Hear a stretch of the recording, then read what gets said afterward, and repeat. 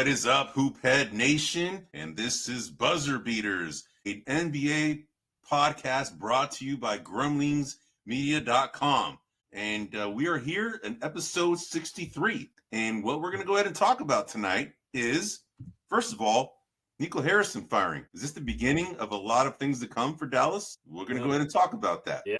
And we're also going to talk about the Thunder. I mean, this team is just blowing teams out. They established a record last year of having a net rating of 13.1, which is the best, I think, ever in the history of the NBA. And this team is still missing Jalen Williams. All right, Jalen Williams, Santa Clara Jalen Williams. You know, he's been out. So, and these guys are still rolling. They've only lost one game, and they lost to that one team that, you know, I told you about last year that was kind of my up-and-coming team, which was the Portland Trailblazers, Twan. But anyway, we'll talk about the Thunder. They just beat our Warriors. We also have a second segment. We're always going to go ahead and talk about the NBA first, right? Walk around the NBA. And then we have a dedicated segment to the Warriors. That's going to be the way we do things moving forward. There's always going to be two segments. We're going to cover NBA and then Warriors, all right? So the other thing we're going to go ahead and talk about a little bit is, you know, some of the other teams. Given we have like about 12 games into this young NBA season, you know, which teams do we see are up and coming, right? Which teams do we see that have a slow start? They're going to recover, right? We're going to go ahead and talk about that. And then we're also going to, you know, which team is actually really the worst, right? So far that we have seen, right? It's amazing that the Pacers have been that bad, and they're only really missing one player, although, of course, Miles Turner's gone too. But, you know, Tyrese Halliburton has made that much of a difference in that team, man. It's amazing, man. So that's what we're queued up for tonight. Well, before we get into it, bro, how you been, man? What's going on? Anything new and exciting in your world, man? The kitchen's mostly finished. There's a couple of odds and ends, so sweet, we're excited man. to have our kitchen back. Right so on. That's thing around here. A lot of remodeling in your house, bro. You got the kitchen, you got the backyard little bar thing. Yeah, we did the front, the roof. Yeah, hopefully we're close to done, bro, because this stuff ain't cheap. Yeah. Stuff is not cheap. So hopefully we got most of that done. We got our home in somewhat of a set up again, so good. Right on. How about you? How's things with you? You know, same old. You know, my daughter's flying up, man, tomorrow. So we're gonna go pick her up from the airport tomorrow night, and she's gonna stay here for the weekend. She had to come here for a doctor's appointment, and we just didn't want to break it. So she's flying up for that, and then, you know, a few weeks later after that, she's gonna come up again for Thanksgiving, man. Thanksgiving's right around the corner, man. It is. So we're gonna go up to my sister's house. You know, remember we drove by, you know, when we were going to the draft. We're gonna go have Thanksgiving up there. And so it's going to be a blast, man. How about you? What do you got going for Thanksgiving? Hosting here. We usually host at our house, so we'll be hosting here in our newly remodeled kitchen, so that'll be exciting. And, we have the family over, and it should be good. Cool, man. Right on, man. All right, man. Well, dude, by the way, just for the audience, we're here live every Wednesday at 9 p.m. Eastern, 6 p.m. Pacific. We go ahead and take any of your questions. If you've been listening to us, we really appreciate it. But we're going to go ahead and get into it. We try and do this about 45 minutes up to an hour. We're trying to get it lower, right? Because we've been going a little bit too long. Our producers have been saying, man, you got to cut it down, man. So we're going to go ahead and cut it down for you guys. Right on, man. So let's get into it, man. Okay, walk around the NBA. All right, now, we know that Nico Harrison got fired, right? Call him by his name, Oliver North. Oliver Nico Harrison North, right? You know, we had a little clip. And this is what Twan's referring to. We did a clip last year where, you know, Twan made a case that he didn't think Nico Harrison should have got fired because he was being the good soldier, following orders of the owners, right? Lo and behold, you know, what's happened is predictably, you know, Luka goes to the Lakers. Lakers are thriving, of course, and Luka's all in shape. You know, he used the motivation of what was being said about him when he left, and he's got this new figure now, right? This new NBA figure, and he's still got the same game, right? And then on the flip side, you had Anthony Davis. We know he's a really good player, but we know he's always going to get hurt, bro, right? And he got hurt, right? Always. So you have that combined with Kyrie Irving, you know, was out for the season. You have Cooper Flagg, who's the number one pick. You know, he's taking the reins as the point guard. Jason Kidd's experimenting. You got, you know, a pretty decent team, but they're not really doing anything. Klay Thompson looks like a shadow of himself, right? He's not doing anything, bro. And, you know, you got PJ Washington, who's been playing well. Daniel Gafford, Derek Lively has been hurt. It's just that this team has gotten cursed. And the fall guy is Nico Harrison, bro. So I want to go ahead and set it up for you, bro. Did you see this coming, for one? And was it deserved? Yeah. Let me ask you that. So Yeah, I mean, obviously, I knew that if things didn't work out the way that they wanted, then Nico would be the fall guy. That was clear as day. I don't know if you listened much to Draymond Green's podcast, but he touched on something that I agree with too. He was not in favor of Nico Harrison being fired. And although Draymond and I don't often share similar opinions, I will agree with him where it's not fair in the sense that Nico never got to see the team that he put together. Yeah, for sure. Irving, first of all, D'Lo's not a fit. So right off the bat, he's not a fit for that team. I mean, I still think that they should have started him and him playing point guard more than Cooper Flagg has been doing. So that's number one. Right. Number two, you traded for Anthony Davis when you didn't open up the trade market to anybody else, knowing darn well what Anthony Davis's injury history is. He's an older player. I could argue that when he's on his game and Luka's on his game, that Anthony Davis is every bit as good, if not a little better than Luka. Anthony Davis is not often on his game because he's always nursing this or nursing that. Yeah. That's number two, right? Number three is, like I mentioned, Cooper Flagg, the whole him getting adjusted. You got to give him some time to adjust to the league. You got to give him some time to figure it out. We're 12 games in. If you're going to let go of a GM, why don't you do it during the offseason? Why do you do it 12 games into the season and not even give the team an opportunity? And number four, as you mentioned, Jason Kidd is experimenting. So what happens with experiments? They're successful. They fail. He's trying to tweak and see what fits, what doesn't. So, I mean, I don't think any of this lands on Nico.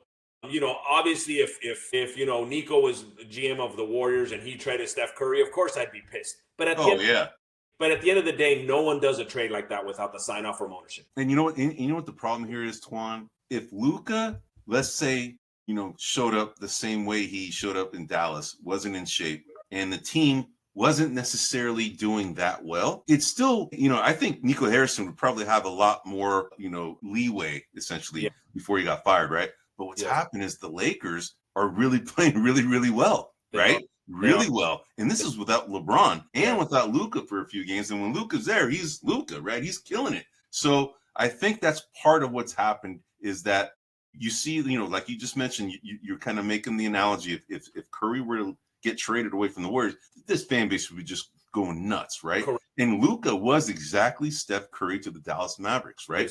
I mean, he's on the trajectory even now to be, one of the top players we've ever seen from a statistical standpoint, right? He hasn't won championships yet, and that's what the Lakers are hoping that is going to happen upon his arrival, right?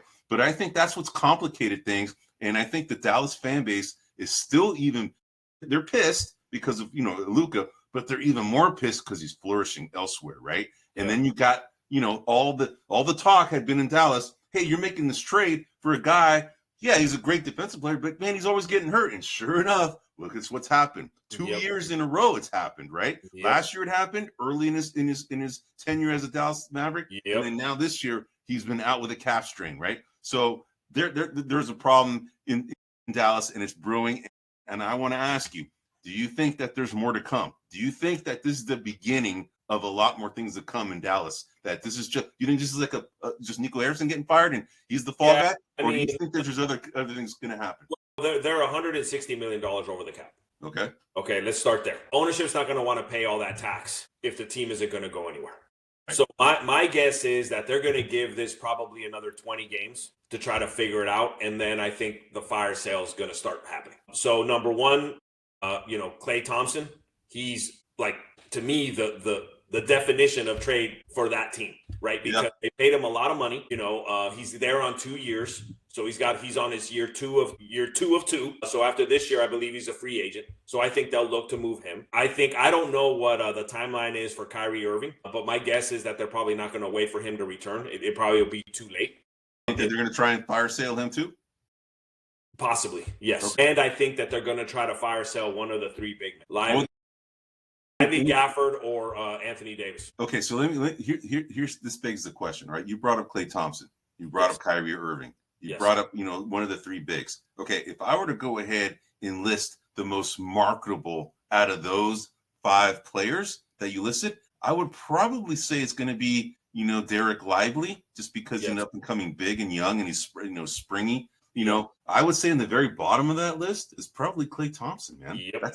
And I hate to say that because I'm a big time Klay Thompson fan as a Warrior fan, right?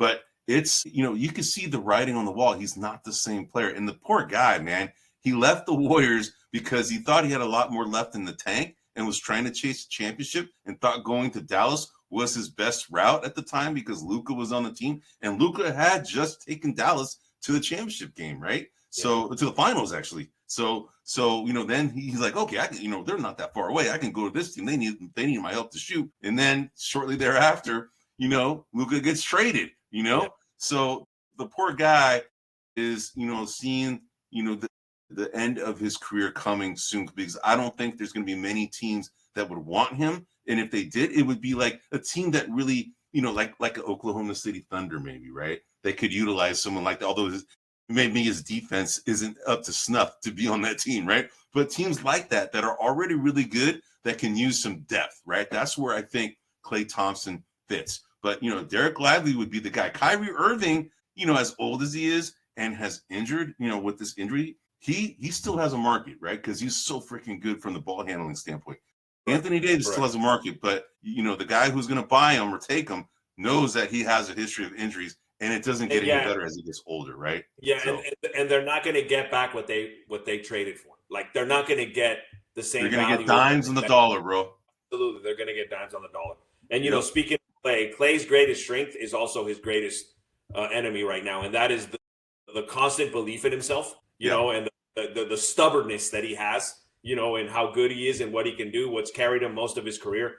But I agree. I think at some point here down the line, he's got to figure out, what kind of player he's going to be. And I agree. He's a vet minimum kind of guy now, maybe a mid-level type of guy that could go on a team where he's maybe the 8th, 9th player on the bench, comes in for a team that needs some shooting. And maybe with lesser minutes, his stroke will be a little more consistent and where he doesn't have to worry about guarding, anybody on the starting 5 type of deal. Yeah. But the thing is that the Dallas Mavericks have been one of the bigger disappointments in the NBA in this young season. Might be the biggest. Yeah, absolutely. I mean, they're near the bottom right now, and the thing is that they have the number 1 pick, and everybody thought, man, this was the great opportunity for Cooper Flag to go right into a situation where they're in win now time, right? And it's not panning out, right? So that's unfortunate. Now, since we're on the Cooper Flag topic, let me ask you this. Would you say he's still the odds-on favorite to be Rookie of the Year? No. Okay. No. I don't think so either, but he's got a great situation right now to continue, developing. He's been given the reins, and, if the team is patient long-term, I think that's a good move for him, but it's a lot to swallow right now, right? I would say right now, VJ Edgecombe has got him beat right now. The other guy that's actually been kind of talked about a lot is Con Knuppel. And both of these guys are on my fantasy team, by the way. VJ Edgecombe and Con Knuppel, right? Yes. So, we had this little contest between me and Twan that we picked, players. I have 5 and he has 5, and we, 4 first round picks for each of us, and then 1 second round guy. And right now, unfortunately, I'm running away with it. We're not going to talk about it today, but I just want to bring up the rookie ladder that was just brought up. And, a guy that was just on that list, was our own Will Richard.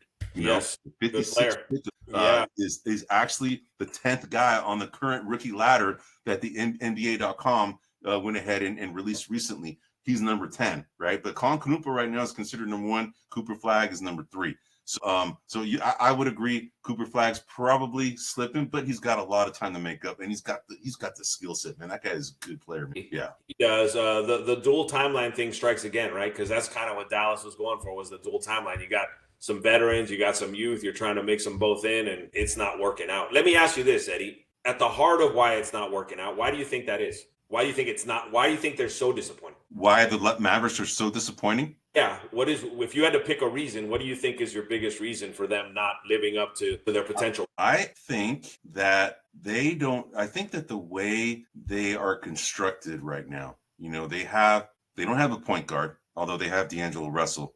He's not really a point guard though, right? I mean, he's not a distribute first point guard. He's a more offensive oriented point guard. Although what's interesting, when he came out of college at Ohio State, he actually was known for his passing. And when he first came in the NBA, his passing was pretty good, but he also had a pretty good shot. And I think, he became more this offensive oriented, point guard. He's a big guy, 6'4", but Cooper Flag's got ball handling skills too. I would say that it's just more the roster construction, man. They have so many bigs, man. They don't have really a small forward that, is a good knockdown kind of shooter, because they need They need shooters. NBA, you need shooters. The NBA right now is 3-and-D, bro. You need a bunch of two-way 3-and-D players. That's what you really need in the league right now. The Mavericks don't really have that. The Thunder have that in spades, man. All right.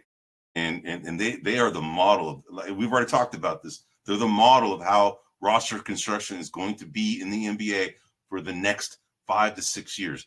Forget the Warriors and how they went about doing it. That's passe now, right? It's all about the way the Thunder did it.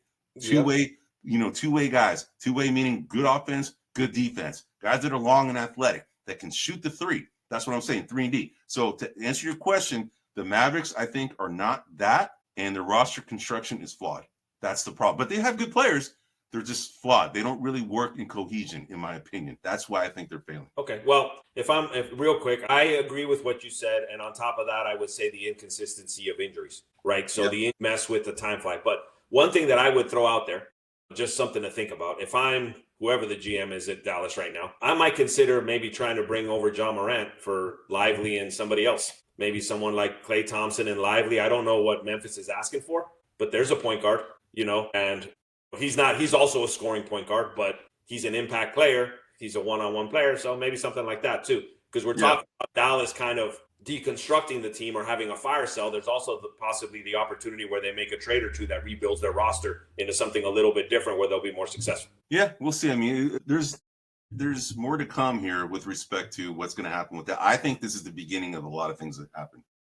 I think Dallas is going to do a lot of moves. I don't think Jason Kidd's job is on notice right now. I think they like Jason Kidd, but the GM is the one who gives the roster that the coach kind of makes work together, right? And that's where they were flawed because the roster construction was flawed. So, all right, man. So let's move on to the next topic. So the Thunder, right? What I wanted to, we've already brushed upon their success, right? They just beat up our team. Even complete. They're not even complete, man. So that begs the question: Are the Thunder better this year than they were last year in their championship season? Are they better? Yeah, I'd have to say they are. And the only thing that could stop them at this point is fatigue. But they're so deep; they run 12. No, I understand, but I'm talking as you get later to the postseason, and they've played now like 2.5 seasons, basically. Yeah. Maybe they start getting a little worn down, but right now, man, they are unstoppable. And the thing is, what's incredible, and we'll talk a little bit more when we get to the Warriors segment, but just using them as an example, they blew out our Warriors last night, right? Yep. The Warriors, it was close for a little while, and then they got it down to 2 points, right? And then they went on this big run. But the thing is that the Thunder are currently missing Lou Dort. They're missing Jalen Williams. Yep.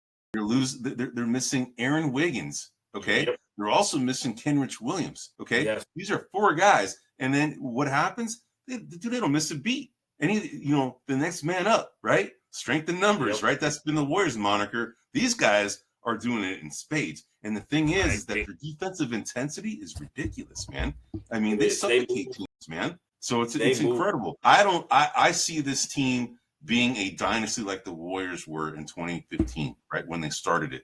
They were very reminiscent. I don't know if you heard Draymond Green's comments, but he was talking about, how this team reminds him of the 2015-2016 Warriors when they first started their dynasty, right?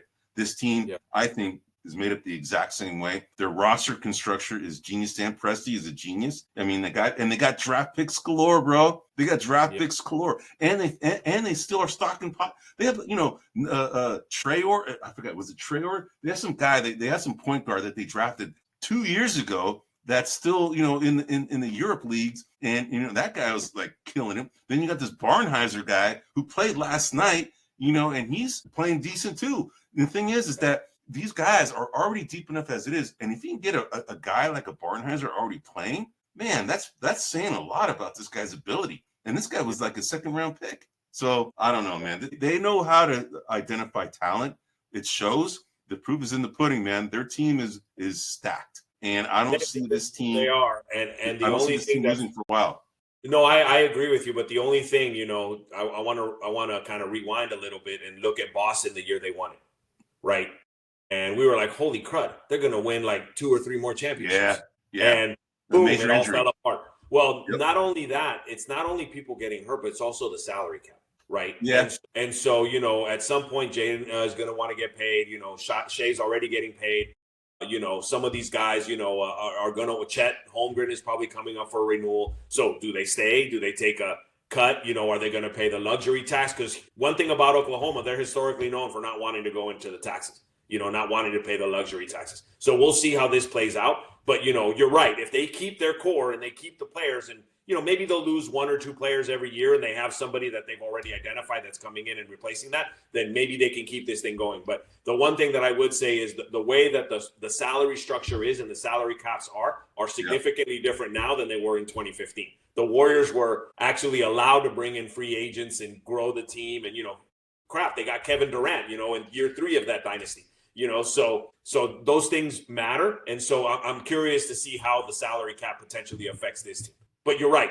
On talent alone and what they can do if they go untouched, dude, they're going to win several more championships. No, I agree. And the thing is that, this team for the most part has been constructed through the draft, right?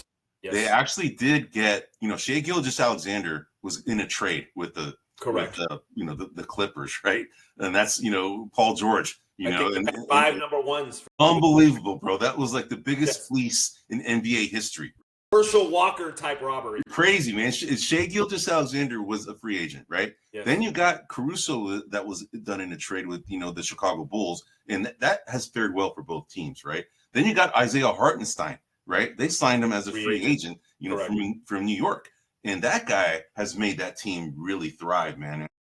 Gave him the muscle, right? The muscle of what they did. Just the dirty work, man. That we were talking about, like how you can stop a Wembanyama, right? If you can deploy 2 athletic bigs, right, against Wembanyama, you can neutralize him. We thought the Phoenix Suns maybe had created this recipe. And what's interesting is that Wembanyama was struggling since that game, right? He hasn't been busting out like those 70-something point fantasy point totals that I was telling you, like what was going on in the first 3 out of the first 4 games. He hasn't been doing that since. And I think, they haven't played Houston yet, but, they haven't played the Oklahoma City Thunder. But the teams like this, they can deploy a big who can guard him on the outside and then keeps a big in the back to kind of defend against everybody else who might slash, right? Yeah. And that's where I think that's kind of what's the evolution. We have a clip on that too, a short that's talking about, the NBA evolution, the dawn of the big man coming back, right? Yep. And I think that's what's happening is that you're seeing that with teams that the success of Oklahoma City Thunder, the success of the Houston Rockets, right? Guys like this that have these athletic, long guys. Dallas Mavericks, you could argue, have that, right? They need other guys around that too, right? So yeah, I would argue that the dribbling skill on Dallas's 3 big men isn't as good as like Chet Holmgren or Wemby or some of those like those. That's to me the most impressive part is their ball handling skills as 7-footers. Kevin Durant was probably the first of his kind like that because Kevin Durant has excellent ball handling skills. And for a big man, and so that really is, the 3-and-D, but also the big that can handle the rock. Yep, man. So I see a lot of good things to come for the Thunder moving forward. I think this team is just stacked, and they're going to be a problem. They're going to be the Warriors dynasty again, all over again, in my opinion. Yeah. So, all right, let's go to some of the other. Let me ask. So we have some teams that are up and coming, right? So I kind of touched upon, right now. The teams that have been doing better than people thought. We already talked about the Sixers, right? The Sixers are doing a lot better. We talked about the Bulls last week, but you thought they were a mirage, and they have fallen back down, right? So that was a pretty good call on your part. But then you got the Suns, dude. The Suns are playing actually pretty well, all right? They're dealing. They're playing pretty well. You got the Jazz, the Suns, the Sixers, and then the other team that I called out before the season started were the Raptors, okay? Yes. These teams all are doing pretty well right now, better than we all anticipated, right? So let me ask you this. Out of these 4, the Suns, the Jazz, the Raptors, the Sixers, which team or teams do you see has staying power, that this is not a mirage, that these guys are actually going to be better than you think? We're not talking about championship level guys, right? We're talking that. We're just talking guys that are actually doing pretty well, better than everybody projected, and that you see them continuing this trajectory. The Suns, the Jazz, the Raptors, and the Sixers. What are your thoughts? Of the 4, I would pick between the 2 East Coast teams, which is the Raptors and the Sixers. I think both of those teams have the staying power. for two reasons. Number one, it's an easier conference, right? Number two, I think that the players they have are a little bit more experienced, with the exception of Devin Booker on Phoenix, than other teams. The other teams are just newer. They got, and as you know, like rookies hit walls, rookies begin to get tape filmed on them, and, they start changing the way they have to play defense. So I think that some of the newer folks, obviously Jalen Green had himself a pretty good game for Phoenix. So I just think it's a tougher conference in the Western Division. So I would go with either the Raptors or the Sixers. And between those two, I'm going to say the Sixers, but with the caveat that Embiid could really mess this up. No, I know. I agree. And the thing is, Edgecombe and Maxey have been balling out. Then you got, Kelly Oubre. He's been playing well. You got Quentin Grimes playing very well. You have, then you have Embiid, who's kind of been in and out of the lineup, but they have Andre Drummond, who spells, Embiid when he's hurt. So this team has actually done a lot better. And I agree with you. I think they're the team amongst these four that are going to be the ones that are, going to be continuing to climb and stay towards where their trajectory. The Suns, I think, will be proven to be a better team than we all anticipated, right? Mark Williams being on there when they lost DeAndre Ayton, I think that's a good move, a good backfiller, right? But Grayson Allen has just out recently. Devin Booker, hasn't really had to have that scoring load on him that he's had in the past. Then you got, Jalen Green. We shall see. He just started playing, but this team is a lot better than people think. You got Ryan Dunn, who's the draft pick from last year. Very good 3-and-D type guy, although he's more of a D guy than a 3 guy, but he's actually pretty good. Physical guy, really. Yeah, physical. Yeah, he is. So I would say that the Suns are going to be, I believe that they're going to be continuing the trajectory where they're not going to fall back down to where everybody thinks. I think they're going to be right in line where they're at, maybe a little higher. The Jazz are another team that they're surprising me, man. They're not necessarily, from a standing standpoint, they're not necessarily like, killing it, but they're the 10th seed right now. They're 4-7, right? And we, before the season began, we had them near the bottom. They're the 10th seed right now. It's still early, but they're actually playing very well. You have Keontae George, who's been doing, and they're doing, by the way, they're doing all this without Walker Kessler. Okay. Yeah. So say it again. Out for the season. Yeah, I know he's out for the season, right? So they're actually playing pretty dang well. And then they got Isaiah Collier back, and then they lost Colin Sexton, and then they have Filipowski who's been playing. They have Yusuf Nurkic.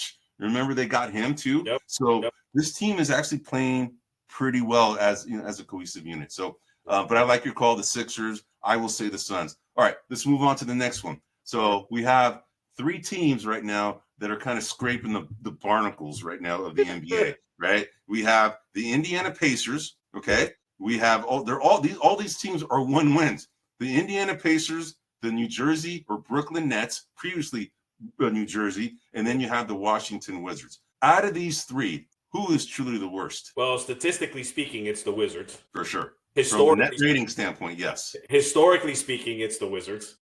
Well, but it's interesting from a net rating standpoint. They're not the worst right now. The worst are the Brooklyn Nets from a net rating standpoint. They're negative 15.39. The Nets are.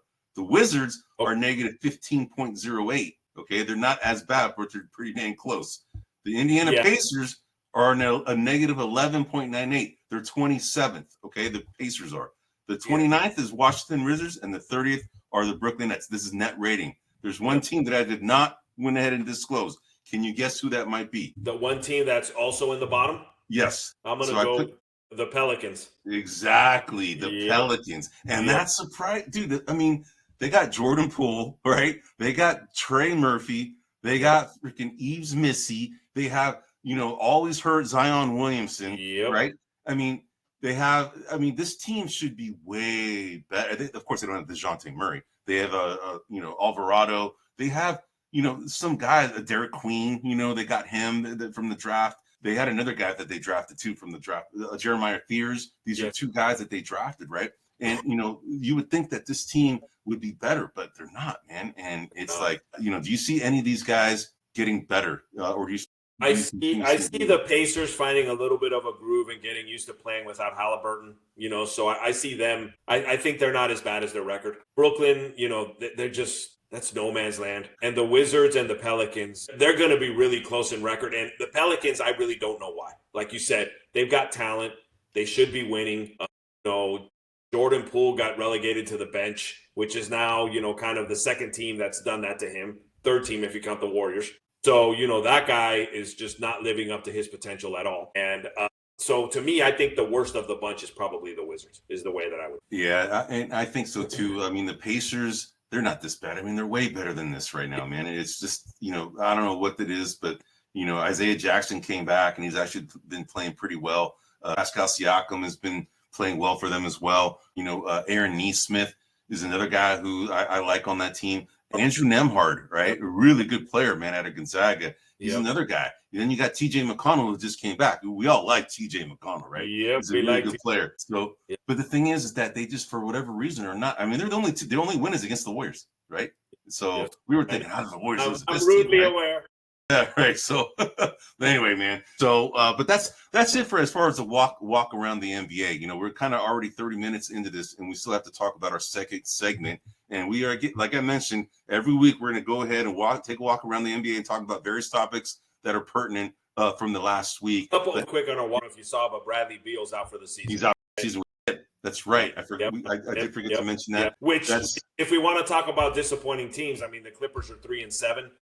They are very much so, and they're in my opinion a scary team, but they're a year older, like the Warriors, kind of the Geritol gang. So we'll see how that plays out. And that is really the only real difference on that team, really. It's just that they got a year older, because last year they were competing, man. They were kind of like our under the radar team that kind of go to the finals, right? And they took Denver pretty far. They gave them up to Game 7, and then Denver went ahead and outlasted them, right?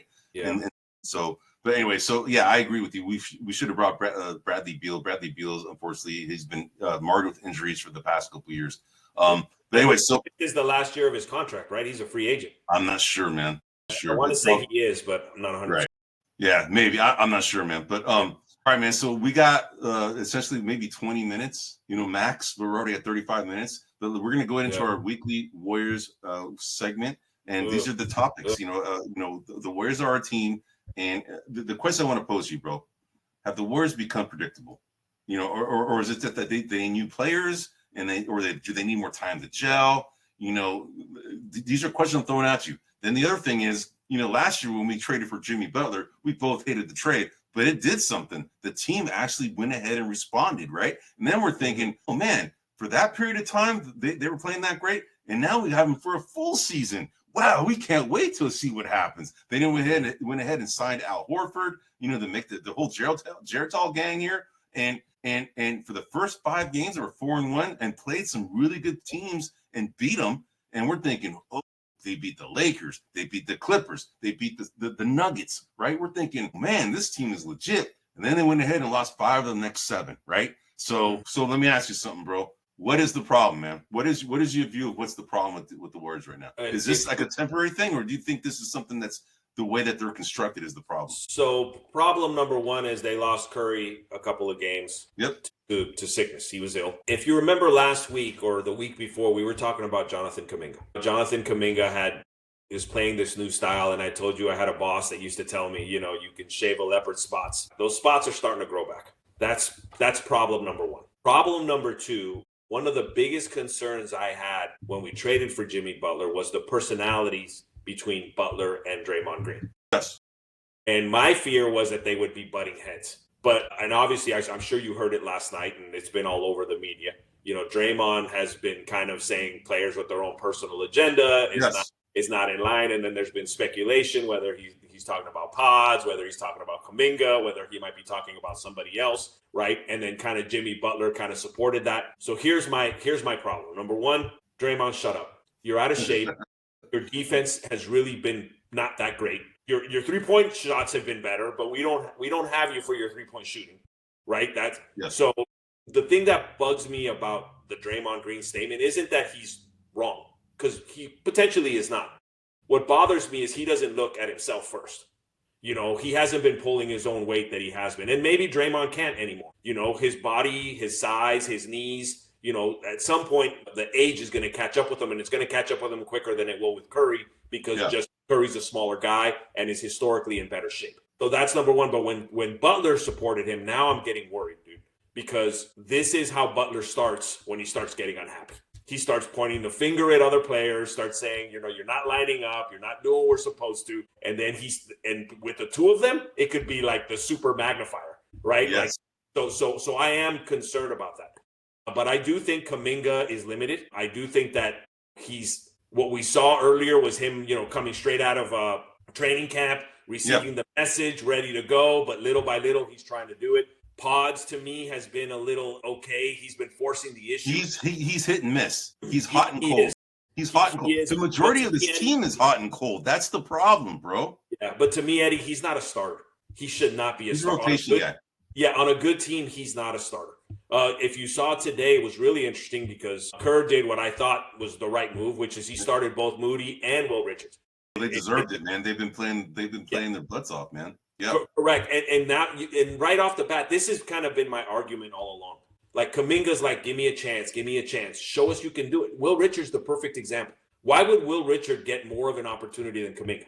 He shouldn't. He wouldn't. But he's doing what he's supposed to, and that's been my concern about Kuminga all along. He doesn't understand the flow of what's happening and how to best contribute.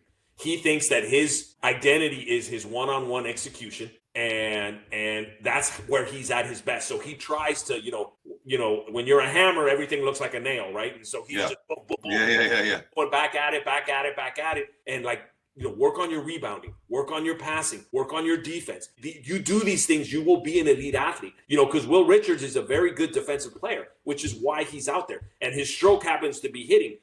But if at some point his stroke drops, his percent, I think he's in the 41 percentile. If it drops, you still have his defense. You still have his ability to know when to cut the lane. You still have like 2 or 3 other things you can hang your hat on. When Kuminga's driving goes away and his three-pointer's not hitting, it's like he starts to like doubt himself. And he starts to like not play to his potential. Yeah. So to answer your question in terms of question number 1, have they become predictable? Yes, because this team completely revolves around Steph Curry. And if Steph Curry isn't playing at an elite level, these guys can't pick up the slack. So let me give you my input on this. Yeah. So you brought up personnel, right? Specific personnel that could be contributing to the problem. It's all part of the problem. Yep. In my opinion, what I see is an offense that's predicated on players that read and react and make the right play. So high basketball IQ is in need for this type of an offense, right? But it's also predicated on guys being able to hit shots. And this team is not hitting shots, bro. I think this team right now, the way that the offense is constructed is kind of the way it was when they had shooters, right? And they haven't really changed. I get so frustrated watching these guys play sometimes because they hardly do any cutting to the basket. And when they do it, it's successful. And you would think they do. Then what happens when they're successful, there's an opening for a three-pointer, and then they clank. Dude, I mean, the way this offense is architected is around Steph Curry's shooting ability, but it's also predicated from the past of having another knockdown shooter like a Klay Thompson. Buddy Hield was supposed to be that guy. Buddy Hield is pure definition of hot and cold, right? Their whole roster is, other than Curry, is hot and cold players. The only guy, in my opinion, that has showed that he's pretty consistent outside of Curry as a shooter is Quentin Post, right? He's the only one. Now you got this Will Richard who seems to have a pretty good shot too, right? But man, that's a problem when you have like 2, first year and second year guys. Although Quentin Post technically is a rookie this year, by the way. I don't know if you knew that, right? But he is technically a rookie. But when you have these guys being your second best shooter, man, this team is constructed of a bunch of guys that have been in the league longer than that, right? I mean, so Buddy Hield, he's not shooting well. Yeah, Moses Moody, who's another hot and cold guy. This whole roster is hot and cold. So why I'm saying why are they predictable, in my opinion, is because everybody knows if you kind of can guard the perimeter, this team is toast, right? Because they don't do anything down low. They don't cut enough to do anything down low. They just don't. So I sit here and watch them. I get frustrated because all they do is try and wait for them to get hot, right? We're going to get hot eventually and start shooting. And they do, but then they're a hot and cold team, man. So that's what's frustrating is when I watch this is that their whole offense is predicated on the perimeter shooting and they don't have the personnel right now to be able to run that offense effectively. I think they need to change that offense in some way. The read and react is a great way of doing it, but you can't have everything just being outside shooting. That's the problem, in my opinion. They need to drive to the basket more and get more free throw opportunities, man. They don't do that enough at all, man. And that's what frustrates me about the Warriors. Yeah, as you say that, the one thing that stuck out in my head is, everyone emulates Steph for his 3-point shooting. Yeah. But Steph is the best cutter on that team. Yes. And no one emulates that. No. I mean, it's frustrating, man, because nobody does cut. Yeah. I mean, what's his name does it sometimes, Draymond Green, but dude, that guy is a clanker of a layup shooter, man. Unfortunately, he's not blessed with the finishing ability, right? Well, it's not only that, busy crying foul before he's even released. Yeah, he does that a lot too, man. But I love Draymond Green as a player, dude. And you've always heard me say this. He's one of my favorite Warriors as a player, man. And his antics can get in the way sometimes, but he's a motivating type of guy. He makes people play hard. He holds people accountable. I love all that stuff as a leader, but sometimes he can go over the edge, right? But as a player, his basketball IQ is off the charts. His defense is off the charts. It's just that you have to kind of design an offense to enhance the abilities of players and their skill sets. They're really good skill sets. And Draymond Green isn't like a layup guy. He's a facilitator, right? But, I see him doing a lot of the cuts too because he does it out of necessity because nobody else is doing it, man. Jimmy Butler does it too sometimes, right? But there should be a lot more of that, man. And they're just frustrating me, man. So that's my thing. So let me ask you this. The other question I want to ask you, man. So what has changed since Jimmy Butler has arrived, right? Let me ask you that. Is it what everything that we're talking about? Do you think that there's like you mentioned, do you think that the leadership of Jimmy Butler combined with Draymond Green is creating this chasm now in the locker room where the young guys are feeling alienated a little bit? I mean, what are your thoughts, man? I think it's as simple as this, Eddie. Steph Curry goes out, this team falls apart. Steph Curry comes back, the team is a playoff team. They all, like you said, that whole offense is not only predicated on Steph Curry's shooting ability, it's predicated on his presence. These players, the other thing is, one thing I find frustrating about Jimmy Butler is he never, yes, he's very slow, very deliberate. Yeah. It never seems urgent. Like he never wants to take on more than whatever's given, even when the situation calls for it. Yeah.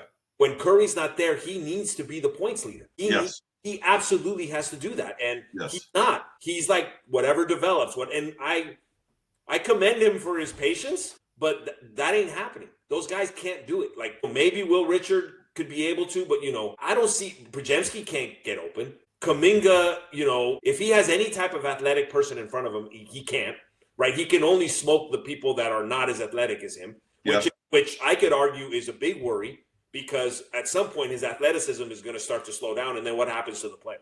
Then he's just not going to be. So he's a really curious case in a lot of fronts. Moody is so hot and cold. He is just team is though, bro. Yeah, there are times I'm watching him and I'm like, dude, Moody could be the second best player on this team. But then I watch it, I'm like, dude, Moody's the worst player on this team. It's like dude, what do you do? Like I don't understand. But to me, Jimmy Butler is the one that's got to take more action and do it. So to me, the biggest difference between this year and last year is I think they're becoming acutely aware that without Curry, they're not going anywhere. Yeah. And so when Curry isn't available, they fall apart. And I think Butler is sort of lining up with that. Yeah, but I think in order for them to be a team that they think they can be, is they need to learn how to play without him. I agree. And figure out a way to work together without him. Last night's game against the Thunder when they got blown out, and the whole second half was featuring a lot of the bench guys, right?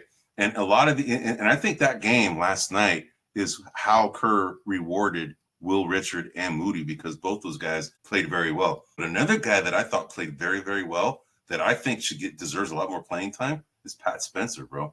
Spencer. About him last week. Pat Spencer is a player, man. And very athletic, strong guy, gritty, can handle the ball pretty well. He's a decent passer. Yeah, does he make turnovers? Everybody makes turnovers in the NBA, right? But I makes turnovers on this team. Yeah. yeah. But I think he deserves playing time for sure, right? So I would say I could argue with you. I can make an argument why he should play more than Pods. Yeah, I agree with you. I agree with you because he does everything better than Pods, other than take charges. Okay, Correct. That's the only thing that he doesn't do as well as Pods, is that he Correct. can shoot better, he can handle the ball better, he makes better decisions, less turnovers, right? I think, and he's strong, dude. He's a strong dude, right? I mean, he's an all-time lacrosse player. He's like considered the Michael Jordan of lacrosse. So and he plays in control. Yeah, so I think they need to play him more, man. That's my call. All right, so let me ask you the last question before we kind of end the podcast. So, do you think that the Warriors need new players, or just more time to gel and figure it out? No, I think the Warriors need to make some moves, and I honestly think that I'm looking at Pods, I'm looking at GP3. Now I'm starting to look at Buddy Hield, although we didn't talk about him much, and I'm starting to look at Kuminga, and I'm starting to think that those four guys, we need to start identifying what we can get back from them. Okay, that's not a bad call. I think that most teams would probably look at a lot of these guys as guys that are kind of like scraps from the Warriors, right? Well, that's what I'm saying is, see what you can get, but I'm really worried they're, obviously Kerr and the organization loves Pods. I'm really worried they're going to give him some sort of contract, because I think next year he's eligible. Like, I don't know. Like, he's just not good enough, man. Did you see, like, he made the comment that he wants to be better than Curry? Well, you're already 2 years behind. Like, I mean, you got to give the guy for like him believing in himself. Maybe he's using it as a motivating factor to kind of make him believe that he can do it, right? I mean, that's the first thing, is you got to believe in yourself, bro, to do anything, right? Because one of the things that you hear when you're growing up, you can be anything you want, man, as long as you put your mind to it, right? Well, he's putting that moniker to the test. I'll tell you this: no great player has ever started saying, "I'm better than so and so." Yeah. Every great player stays quiet and lets his team do the talking. Yeah. And like, for example, when Mark Jackson said, "I've got the best shooting backcourt in the history of the NBA," that wasn't Clay saying it. That wasn't Steph saying it. That was his coach saying it. Everyone ridiculed him, and now everyone's going, you know what? He was probably right. That probably was the best shooting backcourt in the history of the NBA. But what I'm saying is, with Paz, I appreciate but that also is what hurts you, because you got to let other people tell you you're great. I agree. Don't ever tell the people you're great. No one wants to hear it. And of course, the other teammates are going to roll. I don't know if you saw, but Anthony Slater's like, the team rolled their eyes. And they did. Come on, dude. Like, they probably know that. He probably does this stuff all the time in practice, man. He's probably doing, I'm the man, do right, or whatever it is. Yeah. And they're like, whatever, bro. Whatever. Dude, nice try, Skippy. Go on to the next one, Yeah, so we'll see. I do think they need to make a move. They do need to get some bigs. If we can get one of the, I'm thinking maybe Gafford or something like that from Dallas, for some of these players. There's one that can get somebody for free right now, bro. I'm surprised that they haven't gone after James Wiseman. Why not? They drafted him. Why not? I agree. We need to start getting bigger. We need to start, like, there's just things we need to do, and we'll see. I'm checking in on the score right now. The Warriors were up a point. They're up big. They're up six. Oh, they're up 6. Well, hey, man, we gotta sign off here so we can watch the game. Yeah. So, hey, before, since you brought up the game right now, did you see that stat that was brought up during the game about Wembanyama in the first 127 games, dude? Did you see that? No. What was this? Oh, dude. Okay, they had a stat where they had a page of. Now, I wish I took a picture and put it on this podcast, but I'm gonna go ahead and try and remember. I don't know the exact numbers, okay? But in the first 127 games, he has more points than Jordan did in the same amount of time, okay? He has more rebounds than Karl Malone in the same period of time, 127. First 127 games. He had more blocks than Olajuwon in the first 127 games of these are all the first 127 games of all of these guys that I'm mentioning in their career. How Wembanyama stacking up, and get this, he's got more 3-pointers than Steph Curry does at the same period in the first 127 games of Steph Curry's career. Do you know if that's 127 games played? Played. Because Jordan was out a year with an ankle. So. Played, bro. Oh, okay. That's scary.